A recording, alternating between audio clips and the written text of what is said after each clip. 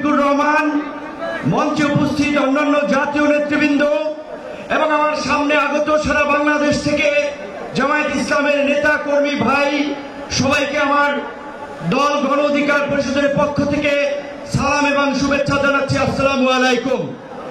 প্রিয় বন্ধুগণ, আপনাদেরকে একটি কথা স্মরণ করিয়ে দিতে চাই। আপনারা যদি ইসলামী রাজনীতি করেন, ইসলামী মূল্যবোধকে সামনে রেখে কথা বলেন, নিশ্চয়ই আপনারা জানেন আল্লাহ তাআলা মানুষকে ধন সম্পদ এবং ক্ষমতা দিয়ে এবং নিয়ে পরীক্ষা করেন। গত 16 বছরে আমাদের কাছ থেকে আল্লাহ তাআলা নিয়েছেন, আমাদের ধৈর্যের পরীক্ষা নিয়েছেন।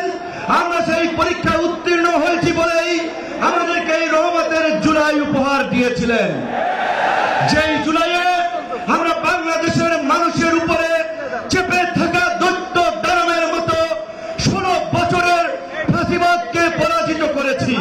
কিন্তু আমরা ওই যে আপনার হাদিসে আছে, বিপদ কেটে গেলে মানুষ উৎফুল্ল হয়, অহংকারী হয়।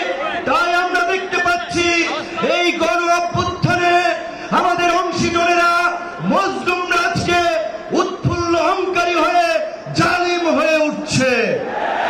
তাই আপনাদেরকে মনে করিয়ে দিতে চাই, আমরা যদি সীমা লঙ্ঘন করি, শেখ হাসিনার মতো আল্লাহ পাকও কিন্তু আমাদেরকে ছাড় দিবেন না।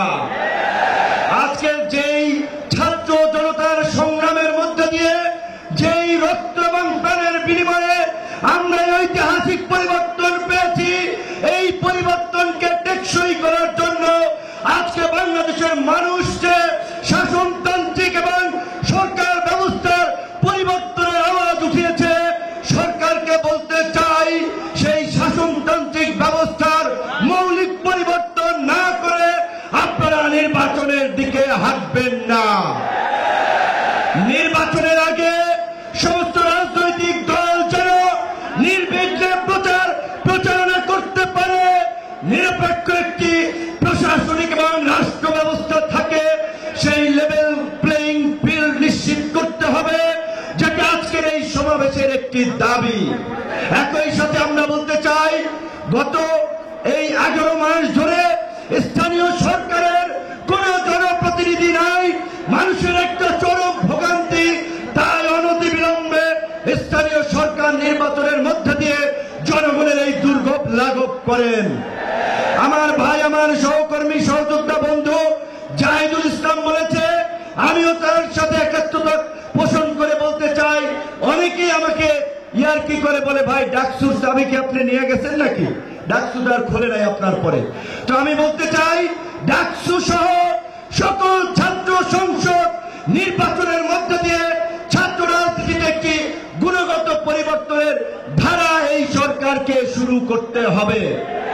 একই সাথে আমাদের এই অঙ্গীকারের বিনিময়ে এই পরিবর্তনকে দীর্ঘস্থায়ী করার জন্য, এই জুলাইয়ের সুফল মানুষের কাছে পৌঁছে দেওয়ার জন্য ঐতিহাসিক যে জুলাই ঘোষণাপত্র এবং যে জুলাই সনদ, আমরা আশা করি সরকার সেটি এই জুলাই মাসে বাস্তবায়ন করবে। অন্যথায় জুলাইয়ের অংশীদাররা এই সোহরাওয়ার্দী উদ্যানে যেমনি কিছুদিন আগে ইসলামী আন্দোলন সমাবেশ করছে, জামায়াত করছে, অন্যান্য দল করছে, সরকার যদি জুলাইয়ের ঘোষণা এবং জুলাই সনদ দিতে ব্যর্থ হয়, আমরা জুলাইয়ের অংশীদাররাই ঐক্যমতের ভিত্তিতে এই সোহরাওয়ার্দী উদ্যানে আমরা ঘোষণা করব। ধন্যবাদ। সম্মানিত দেশবাসী।